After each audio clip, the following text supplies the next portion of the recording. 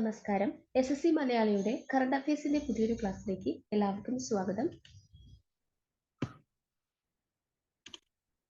നമ്മൾ ഇന്ന് ആദ്യം നോക്കുന്നത് ഒപേക് എന്ന് പറയുന്ന ഓർഗനൈസേഷനെ കുറിച്ചാണ്. അതായത് ഓർഗനൈസേഷൻ ഓഫ് പെട്രോളിയം എക്സ്പോർട്ടിംഗ് കൺട്രീസിനെ കുറിച്ച്.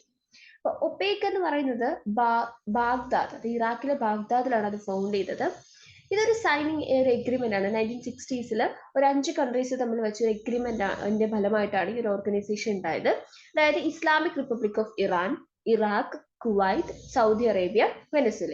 ഇത്രയും 5 രാജ്യങ്ങൾ ചേർന്നിട്ടാണ് ഒപേക് എന്ന് പറയുന്ന ഒരു ഓർഗനൈസേഷൻ ഉണ്ടാക്കിയത്.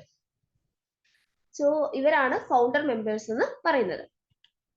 ഒപേകിന്റെ ഒബ്ജക്റ്റീവ് എന്ന് പറയുന്നത് പെട്രോളിയം, ഇപ്പൊ നമുക്ക് ഈ 5 രാജ്യങ്ങൾ നോക്കിയാൽ മനസ്സിലാവും പെട്രോളിയം ഇൻഡസ്ട്രിയിൽ വളരെയധികം മികവ് പുലർത്തുന്ന രാജ്യങ്ങളാണ്. അപ്പൊ പെട്രോളിയം പോളിസീസിൽ കോർഡിനേറ്റ് ചെയ്യാനും ഒരു യൂണിഫോം പെട്രോളിയം പോളിസീസ് കൊണ്ടുവരാനും വേണ്ടിയിട്ടാണ് ഇവർ പ്രവർത്തിക്കുന്നത്. ഇപ്പോൾ പെട്രോളിയം പ്രൊഡക്ട്സിന് ഒരു ഫെയർ ആൻഡ് സ്റ്റേബിൾ ആയിട്ടുള്ള പ്രൈസസ് കൊണ്ടുവരിക, എഫിഷ്യന്റ് ആയിട്ടുള്ള എക്കണോമിക് സപ്ലൈ കൊണ്ടുവരിക, അതുപോലെ കൺസ്യൂമിങ് നേഷൻസിന് കറക്റ്റ് ആയിട്ട് റെഗുലർ ആയിട്ട് സപ്ലൈ കൊടുക്കുക, ഫെയർ ആയിട്ടുള്ള ക്യാപിറ്റൽ റിട്ടേൺ വാങ്ങിക്കുക, അത് ഇൻഡസ്ട്രിയിൽ ഇൻവെസ്റ്റ് ചെയ്യുക, ഇത്തരം കാര്യങ്ങളൊക്കെയാണ് ഈ ഒപെക് എന്ന് പറയുന്ന സംഘടന ചെയ്യുന്നത്. ഇതിന്റെ ഫൗണ്ടേഴ്സ് ആരൊക്കെയാണെന്ന് ചോദിച്ചാൽ ജോൺ പാബ്ലോ പെറേസ് അൽഫോൺസോ എന്ന് പറയുന്ന ഒരാളും അബ്ദുള്ള തരീഖി എന്ന് പറയുന്ന ഒരാളുമാണ്. ഹെഡ്ക്വാർട്ടേഴ്സ് വിയന്നയിലാണ്, ഓസ്ട്രിയ. ഫൗണ്ട് ചെയ്തത് സെപ്റ്റംബർ 1960 ബാഗ്ദാദ്, ഇറാഖിലാണ്. ഓക്കെ, അടുത്ത ഒരു സംഘടന തന്നെയാണ് OECD, organisation of economic corporation and development. അപ്പോൾ organisation of economic corporation and development എന്ന് പറയുന്നത് ഒരു യുണീക് ഫോറം ആണ്. അവിടെ 37 ഡെമോക്രാറ്റിക് കൺട്രീസ് അല്ലെങ്കിൽ ഗവൺമെന്റ്സ് അതിന്റെ ഭാഗമാണ്. അതായത് മാർക്കറ്റ് ബേസ്ഡ് എക്കണോമിക്ക് കൊളാബറേറ്റ് ചെയ്യാൻ വേണ്ടിയിട്ടാണ് ഇത്തരം ഒരു സംഘടന കൊണ്ടുവന്നത്.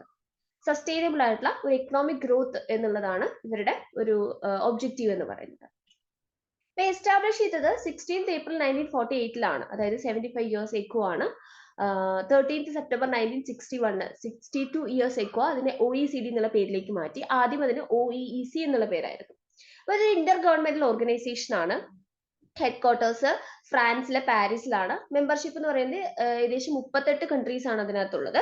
ഒഫീഷ്യൽ ലാംഗ്വേജ് ഇംഗ്ലീഷും ഫ്രഞ്ചും ആണ്. സെക്രട്ടറി ജനറൽ മത്തിയാസ് കോർമാൻ എന്ന് പറയുന്ന ഒരു ആളാണ്. ഓക്കെ, അടുത്താണ് ന്യൂ ക്രിമിനൽ ജസ്റ്റിസ് ലോസ്. നമുക്കറിയാം നമ്മുടെ ക്രിമിനൽ ജസ്റ്റിസ് ലോയിൽ ഒരുപാട് മാറ്റങ്ങൾ വന്നിട്ടുണ്ട്. അതിന്റെ നെയിം തന്നെ മാറിയിട്ടുണ്ട്.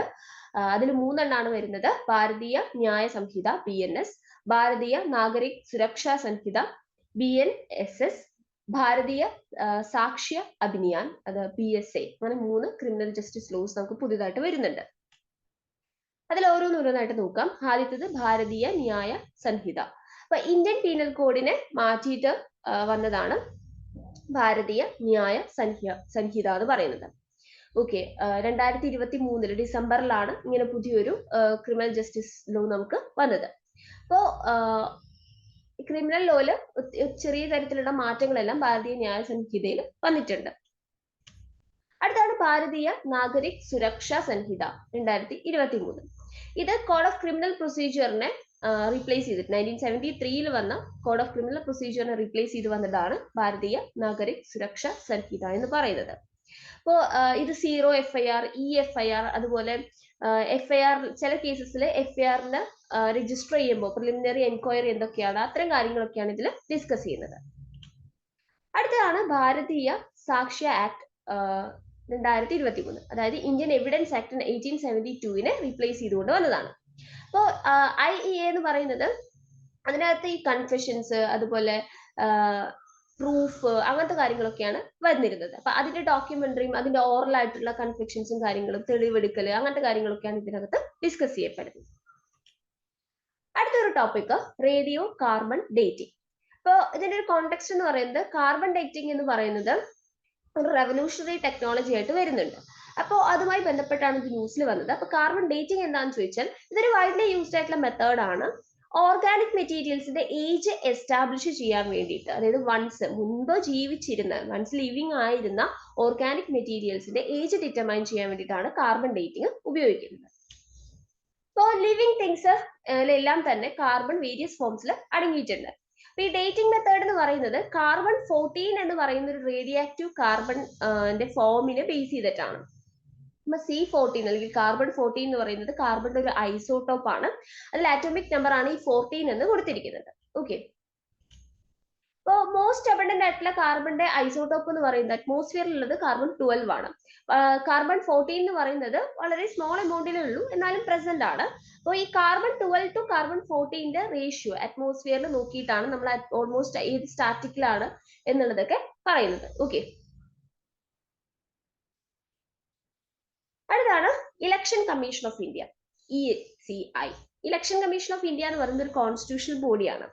അപ്പോൾ കോൺസ്റ്റിറ്റ്യൂഷൻ ഓഫ് ഇന്ത്യ ആണ് ഇത് എസ്റ്റാബ്ലിഷ് ചെയ്തത്. കൺട്രിയിലെ റെഗുലർ ആയി വരുന്ന ഇലക്ഷൻസിനെ റെഗുലേറ്റ് ചെയ്യുക, കണ്ടക്ട് ചെയ്യുക എന്നുള്ളതാണ് ഇവരുടെ ഒരു ഫംഗ്ഷൻ എന്ന് പറയുന്നത്. ഇത് ഫോം ചെയ്തത് 25th ജനുവരി 1950 അപ്പോൾ ലേറ്റർ നമ്മൾ ഈ 25th January national voters day ആയിട്ടാണ് സെലിബ്രേറ്റ് ചെയ്യുന്നത്. ജൂറിസ്ഡിക്ഷൻ എന്ന് പറയുന്നത് ministry of law and justice, government of ഇന്ത്യയുടെ കീഴിലാണ്. Headquarters Nirvachan Sadan, Ashoka road, New Delhi. Okay, chief election commissioner ഇപ്പോൾ ആരാന്ന് ചോദിച്ചാൽ ശ്രീ രാജീവ് കുമാർ ആണ് ഇലക്ഷൻ കമ്മീഷണർ ആയിട്ട് വന്നിരിക്കുന്നത്. അദ്ദേഹം 25th ചീഫ് ഇലക്ഷൻ കമ്മീഷണർ ആയിട്ട് 15th May 2022 ചാർജ് എടുത്തത്. അടുത്തതാണ് ഒരു പ്രൊജക്റ്റ് ആണ് കാവൽ എന്ന് പറയുന്നത്. കാവൽ ഒരു ഫ്യൂച്ചറിസ്റ്റിക് പ്രോഗ്രാം ആണ്. അതായത് വളരെ ലോ ബ്രേക്കിംഗ് ആക്ടിവിറ്റീസ്, അതായത് ചില ക്രിമിനൽ ആക്ടിവിറ്റീസ് ഒക്കെ ചെയ്യുന്ന കുട്ടികളുണ്ടായിരിക്കും. അത്തരത്തിലുള്ള ആക്ടിവിറ്റീസിലേക്ക് ഇൻവോൾവ് ആവുന്ന കുട്ടികളെ സപ്പോർട്ട് ചെയ്യാനും അവർക്ക് ലോയുടെ അസിസ്റ്റൻസ് കൊടുക്കാനൊക്കെ വേണ്ടിയിട്ട് കേരളത്തിലെ എല്ലാ ഡിസ്ട്രിക്റ്റിലും നടപ്പിലാക്കിയ ഒരു ഫ്യൂച്ചറിസ്റ്റിക് പ്രോഗ്രാം ആണ് കാവൽ എന്ന് പറയുന്നത്. ഈ പ്രൊജക്ട് സ്റ്റാർട്ട് ചെയ്തത് 2016 psychosocial care and support to children in conflict with ലോയുമായിട്ടുള്ള കോൺഫ്ലിക്ട് വരുമ്പോൾ കുട്ടികൾക്ക് സപ്പോർട്ടും സൈക്കോ സോഷ്യൽ കെയർ ഒക്കെ കൊടുക്കാൻ വേണ്ടിയിട്ട് ഒരു പ്രോഗ്രാം വന്നിരുന്നു, പ്രൊജക്ട് വന്നിരുന്നു. അതിന്റെ ഭാഗമായിട്ടാണ് കാവൽ ഇനീഷ്യേറ്റ് ചെയ്തത്. ഇനീഷ്യേറ്റ് ചെയ്തത് department of woman and child development ആണ്.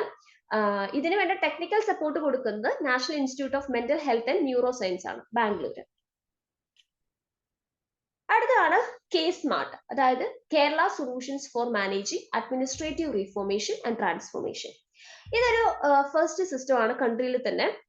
അതായത് ലോക്കൽ ബോഡി ഇൻസ്റ്റിറ്റ്യൂഷൻസിൽ വരുന്ന എല്ലാ സർവീസസും ഡിജിറ്റലി അല്ലെങ്കിൽ വെബ് അല്ലെങ്കിൽ മൊബൈൽ ആപ്ലിക്കേഷനിലൂടെ അവൈലബിൾ ആക്കുക എന്നുള്ളതാണ് ഇതിന്റെ ഒരു ലക്ഷ്യം. Information Kerala mission for local self government department ആണ് ഇത് ഡെവലപ്പ് ചെയ്തത്. അപ്പൊ ഫ്രീ വൈഫൈ, പബ്ലിക് സ്പേസസിൽ ഫ്രീ വൈഫൈ പ്രൊവൈഡ് ചെയ്യാം. KFI പ്രോജക്റ്റ് നമ്മുടെ ഗവൺമെന്റ് സിസ്റ്റത്തിന്റെ ഫംഗ്ഷനിങ് സ്പീഡപ്പ് ആക്കാൻ വേണ്ടി അത്തരം പ്രോജക്റ്റുകൾ കൊണ്ടുവരിക. എല്ലാ സെക്രട്ടറീസിനും എംപ്ലോയീസിനും ലോക്കൽ ബോഡീസിൽ വരുന്ന എല്ലാവർക്കും ഇതുമായി ബന്ധപ്പെട്ട ട്രെയിനിങ്ങും പ്രൊവൈഡ് ചെയ്യുന്നുണ്ട്. അപ്പോൾ ഇന്നത്തെ ന്യൂസ് പേപ്പറിൽ നമുക്ക് ഇത്രമാണ് ഡിസ്കസ് ചെയ്യാനുള്ളത്. Thank you.